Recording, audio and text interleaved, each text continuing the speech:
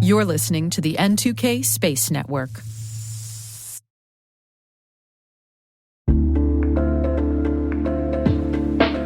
And now, a word from our sponsor, SpyCloud, the cybercrime analytics leader.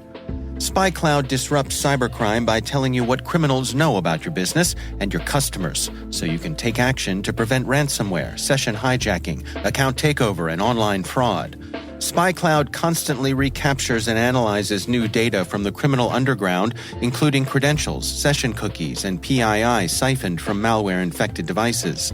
With knowledge of the specific exposed data criminals have in hand from InfoStealer malware on managed and unmanaged devices, security teams can respond with a more efficient and effective process called post-infection remediation that fits seamlessly into existing incident response frameworks.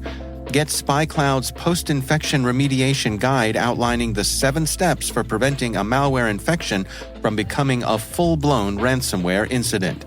Visit spycloud.com/cyberwire. That's spycloud.com/cyberwire. And we thank SpyCloud for sponsoring our show.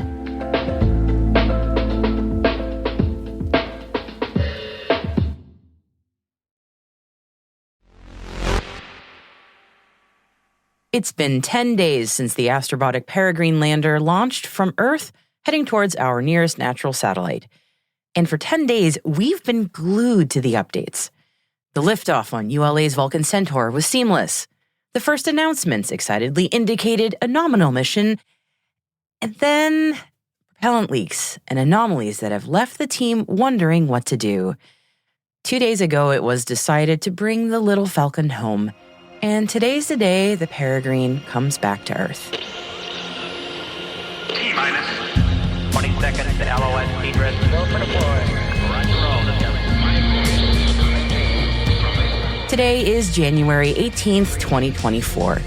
I'm Maria Varmazis, and this is T-minus.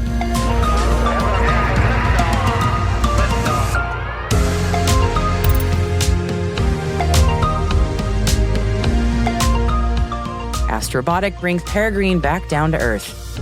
JAXA prepares Slim for its lunar landing. SpaceX launches the AX-3 crew to the ISS. And today we have our monthly catch-up with space lawyer and president of the Association of Commercial Space Professionals, Bryce Kennedy. You don't want to miss that chat.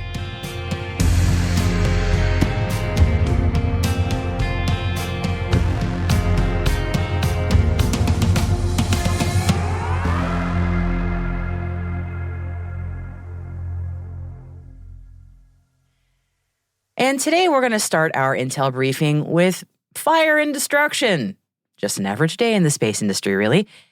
But this isn't an average mission. The first commercial lunar lander mission by U.S. company Astrobotic has had us on the edge of our seats for 10 days since it launched. The vehicle experienced an anomaly causing a propellant leak on day 1, and the decision of what to do next has been a roller coaster of highs and lows. Astrobotic decided that in order to be good stewards of the new space age, and kudos to them for this, it was best to clean up their junk rather than add to the growing number of vehicles littering space. Astrobotic has been tirelessly working to position the Peregrine spacecraft for a safe, controlled reentry to Earth over a remote area of the South Pacific. The team developed a 2-step maneuver to move the spacecraft and change its projected trajectory. The first step requires a main engine burn, and due to the propulsion anomaly, it was impossible to operate the main engines normally. As such, Astrobotic developed a plan to fire the main engines with a series of very short burns. They conducted a test burn of all 5 main engines. Each pulse was spaced out to avoid overheating, allowing the mission control team to monitor results and the spacecraft status after every burn. Following this, they performed a series of 23 small main engine burns. Secondly, Astrobotic adjusted the spacecraft's attitude so the force induced by the leaking propellant shifted the vehicle towards the South Pacific Ocean. The procedures the team executed were to minimize the risk of debris reaching land. And as of the time of recording this podcast, we're waiting for the expected reentry to occur at approximately 4 p.m. Thursday, January 18th, U.S. Eastern Time. The team will then be holding a call on Friday to share mission updates, so join us tomorrow for more details. So stand down, Peregrine. And here comes SLIM to attempt the first soft landing on the moon by Japan. SLIM, which stands for Smart Lander for Investigating Moon, was launched last year and entered lunar orbit on Christmas Day. The Japan Aerospace Exploration Agency, also known as JAXA, has confirmed that SLIM is ready to begin preparations for landing descent, based on operational results since insertion into lunar orbit. It was decided to move the landing descent preparation phase on January 10th, and the Apolloon, which is the furthest point from the moon, descent maneuver, was successfully executed and completed on January 14th. The SLIM spacecraft is further confirmed to be inserted into a circular orbit at the planned altitude of approximately 600 kilometers. JAXA says that the spacecraft conditions are currently normal. And from now, the Peregrine, and that would be the closest lunar point, descent maneuver will be performed, and the Peregrine point will be lowered to an altitude of 15 kilometers on January 19th. That would be tomorrow. So we're expecting the first attempt at touching down on the lunar surface on Friday morning U.S. time, early morning Saturday in Japan. SpaceX took to the social media platform X this morning to declare that all systems are looking good for today's launch of the Axiom 3 mission. And at the time of recording today, we're expecting the liftoff at 4:49 p.m. Eastern Time, and the weather is 80% favorable, so you may be listening after lunch already. We'll bring you an update on all that on tomorrow's show. And about the AX-3 mission, flying with the AX-3 crew is a host of payloads for research and experiments on the International Space Station. Among the many bioscience experiments heading to the International Space Station's lab is one looking to better understand and model what causes neurodegenerative disorders like Parkinson's disease and primary progressive multiple sclerosis. Human brain organoids derived from patients with the two different types of degenerative brain diseases are being sent to the orbiting lab. And the National Stem Cell Foundation is funding this research, and their CEO says that the data collected from this flight is crucial. We hope to bring you updates on those experiments in the coming months. SpaceWorks, a U.S. Space Force initiative that seeks to form collaborative partnerships between the military's operational experts and the top problem solvers in industry, academia, and the government, has awarded contracts to 19 companies. SpaceWorks will award up to $1.7 million to each of the 19 SBIR Phase 2 companies, totaling $32.3 million, with a 15-month period of performance. The 19 organizations applied to the 2023 SpaceWorks Tactically Responsive Space Challenge, which aims to generate cutting-edge ideas and state-of-the-art capabilities that will enable the U.S. Space Force to more rapidly and flexibly respond to emerging on-orbit threats by 2026. And we should note that 232 companies submitted 302 proposals in response to the Open Innovation Challenge in August of last year. Among the awardees are Gravitics, Impulse Space, Scout, Starfish Space, and True Anomaly. And you'll find the full list of all the awardees in our show notes. The U.S. Department of Defense has introduced a new classification policy for space programs that discourages the use of Special Access Programs or SAP status. The idea is to open still secret programs to more stakeholders, including U.S. allies and industry partners. Last year, John Plum, DoD Assistant Secretary for Space Policy, suggested that the overuse of SAPs was hindering information sharing across platforms. He told reporters that from now on, the DoD will be, quote, assigning minimum classifications to a various number of things, which will then allow the services to examine their own programs and determine, should this really be SAPed anymore? Viasat has demonstrated a UK satellite-based augmentation system known as UKSBAS for the first time, showing how accurate GPS data can maximize safety and improve efficiency. The UK is no longer part of the EU's similar European Geostationary Navigation Overlay Service, following its Brexit from the European Union, and while EGNOS can still be used for non-safety applications in the UK, the trial aims to provide a first step towards a complementary UK SBAS, which can be used for critical safety of life navigation services across air, land, and sea. Black Sky Technology has been awarded a multi-year contract from PT Len, exceeding $1 million, supporting the Ministry of Defense of the Republic of Indonesia. The contract will provide immediate access to subscription-based, real-time, high-frequency imagery and analytics services. The Earth Observation Company says that their Assured Access program gives customers guaranteed capacity within a predefined area of interest. Brian E. O'Toole, Black Sky CEO, says the Indonesian MOD has made a bold and innovative step towards defense modernization as an early adopter of space-based intelligence, surveillance, and reconnaissance on demand.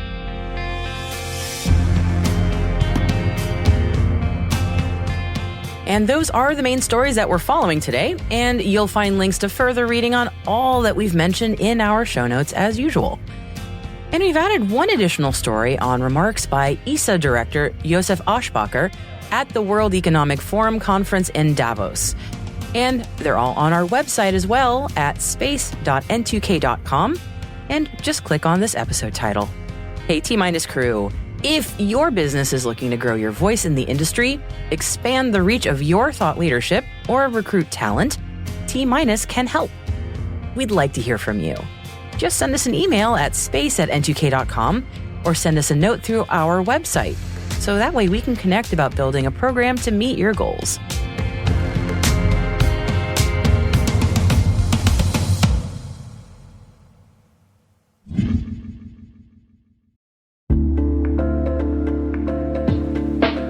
And now a word from our sponsor, 6 Sense. 6 Sense provides award-winning cloud-based automated endpoint and vulnerability management solutions to streamline IT and security operations. With its advanced platform, businesses gain complete visibility and control over their infrastructure, reducing IT and security risks and optimizing operational efficiency. With 6 Sense, you'll get real-time alerts, risk-based vulnerability prioritization and remediations, and an intuitive automation and orchestration engine so you can focus on your core business goals, confident in the knowledge that your enterprise is secure, compliant, and running smoothly. Visit 6sense.com to learn why enterprises choose them.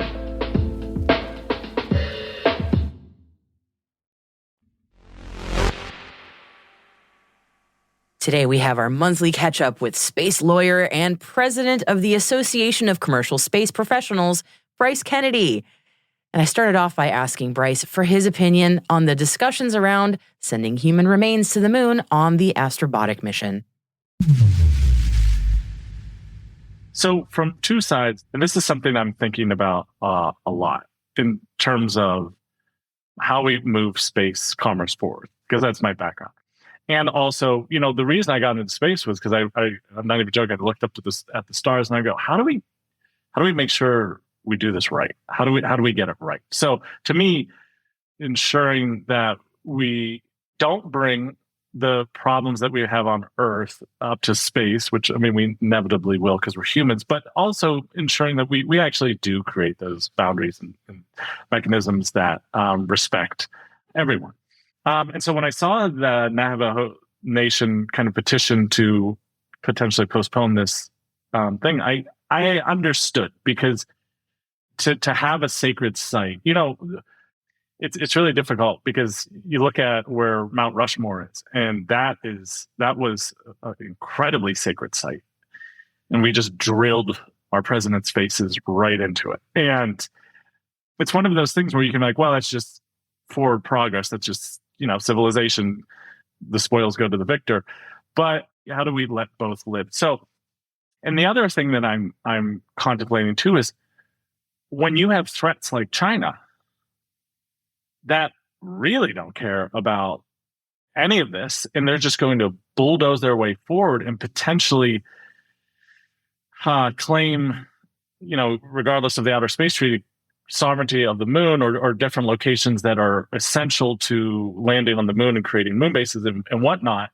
How do you balance those? And that's I don't have a really good answer, because to me it's like, yes, I want to honor that sacred site. And the other thing is too is you could have 100 other different traditions start to come up, because the moon has been sacred for, you know, the dawn of humanity. I don't think there's a single group of people since the dawn of time that doesn't have a legend, a story, some kind of mythology. It's so ingrained, the moon, into everything about humanity. Certainly Navajo Nation is not the only one. what is more universal to the human experience than the moon in our sky? Truly. Right. But this is the thing is like, then you look at the moon potentially, inevitably maybe, is going to be a jumping off point for Mars, for the, us to reach the outer solar system and become a mining platform. And so it's a really, really difficult question. But to me, the thing is if these threats outweigh the traditions, where it would impact potentially freedoms broader than a traditional landscape and spiritual it would spiritual too. But that is where I think you start needing to have a conversation with the Navajo, with the nation and these different entities. Like, okay, great, we want to respect it, but what if we go down a dictatorship where they take every freedom away from you potentially, and they have the high ground where they're looking down at the Earth and potentially sabotaging satellites and every mission that we have, where we don't even advance into space. Then those are the conversations, because I would like to have those conversations with these groups to see what their opinion would be.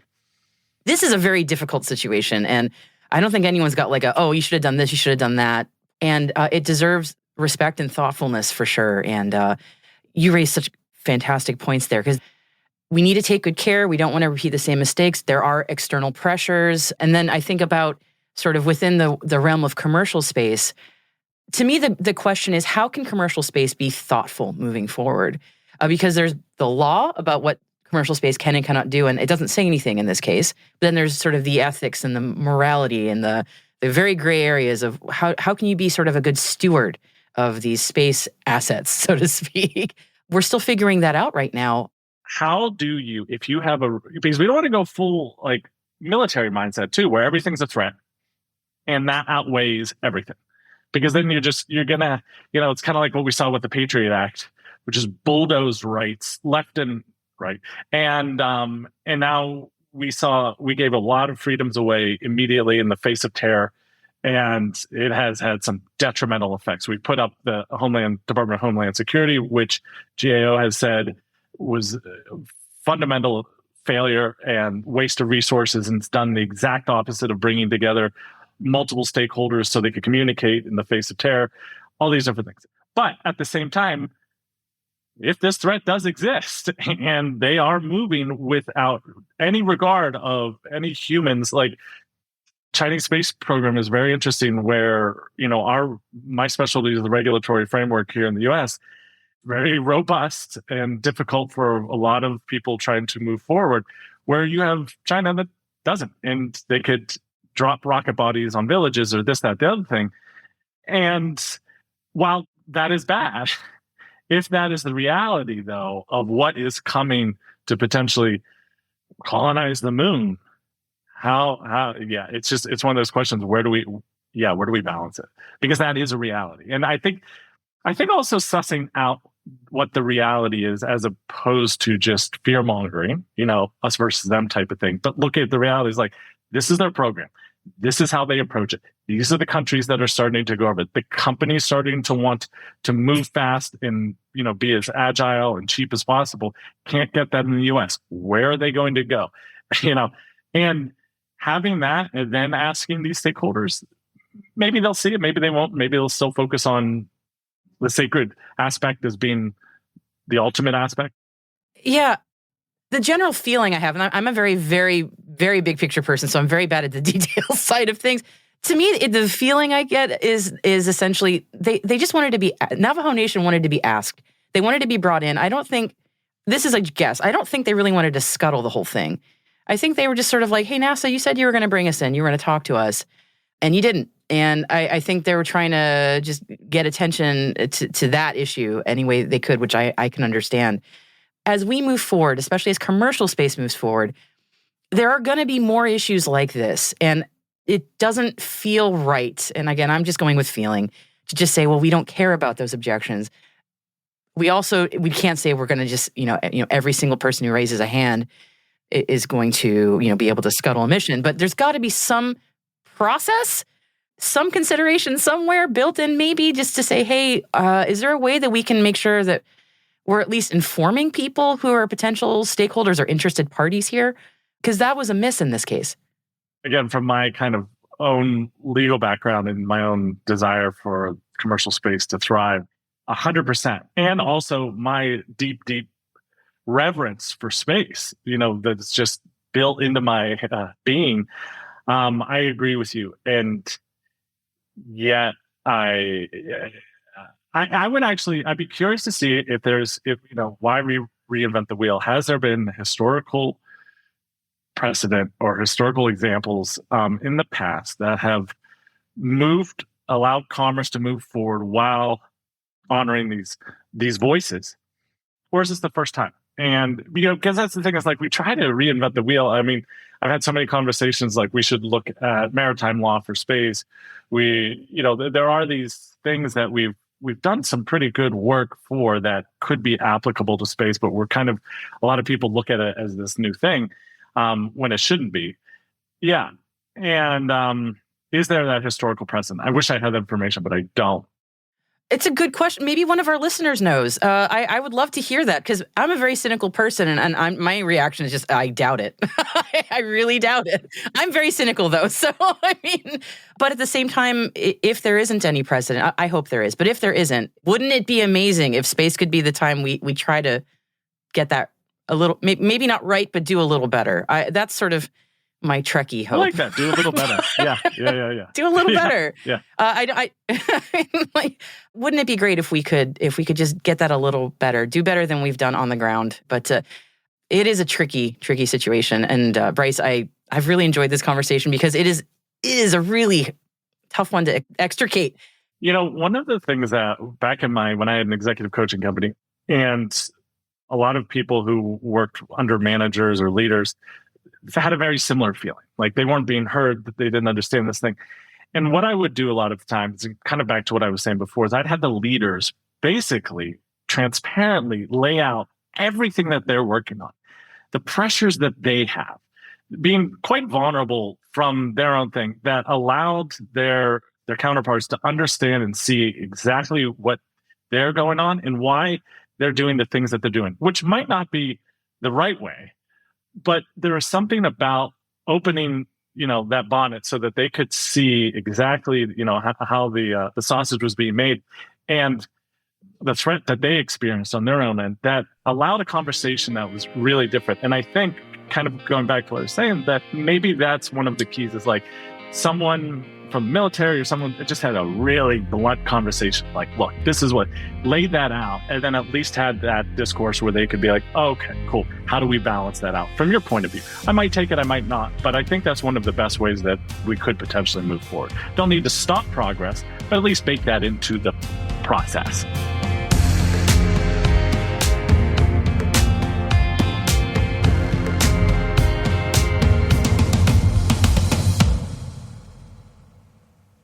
We'll be right back.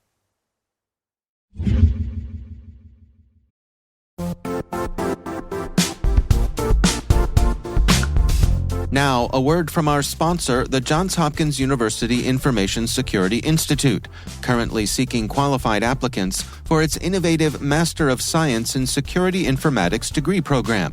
Study alongside world-class interdisciplinary experts and gain unparalleled educational, research, and professional experience in information security and assurance. Interested U.S. citizens should consider the National Science Foundation's CyberCore Scholarship for Service program, which covers tuition and a $6,000 annual professional development allowance, as well as providing a $37,000 additional annual stipend. Apply for the scholarship and the fall semester by March 1st.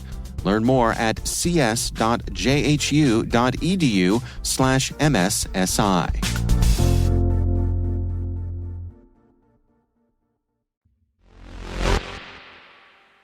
Welcome back. Now, I don't get tired of hearing about how images from the James Webb Space Telescope are breaking down a lot of paradigms.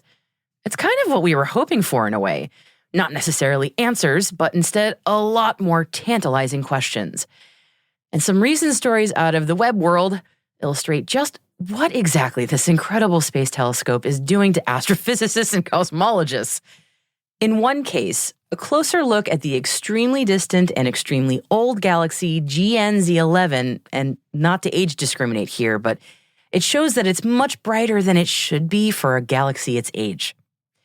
Astrophysicist Roberto Maiolino of the University of Cambridge published a paper in Nature about GNZ11 with a theory on why this very old galaxy is so bright.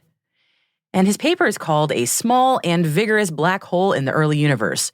And as you might surmise from the title, the theory is that a supermassive black hole smack dab in the middle of the galaxy is drawing just so much stellar material into it. Yes, gas being pulled in with so much friction, that is what's making the galaxy so unusually bright. And this supermassive black hole is voracious and weirdly young, kind of like a teenager. And Maiolino says it seems like GNZ11's black hole is basically, and I'm quoting here, eating an entire sun every 5 years. And that is a kind of black hole hunger they didn't even think was possible. But what's really puzzling Maiolino is that the thinking is a black hole that powerful should take a lot more time to get that big. But GNZ11's black hole is way bigger than it should be for its age. So, did it form some other way? Are our frameworks of understanding for how and when black holes form incomplete? Yeah, possibly. It's amazing that we are only just about a year and a half into getting data from Webb, and yet the more we learn, the less we seem to know.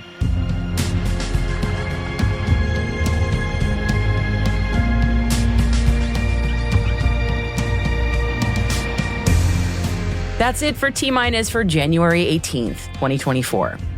For additional resources from today's report, check out our show notes at space.n2k.com. We're privileged that N2K and podcasts like T-Minus are part of the daily routine of many of the most influential leaders and operators in the public and private sector, from the Fortune 500 to many of the world's preeminent intelligence and law enforcement agencies. This episode was produced by Alice Carruth. Mixing by Elliot Peltzman and Trey Hester, with original music and sound design by Elliot Peltzman. Our executive producer is Jen Iben. Our VP is Brandon Karpf. And I'm Maria Varmazes. Thanks for listening. We'll see you tomorrow.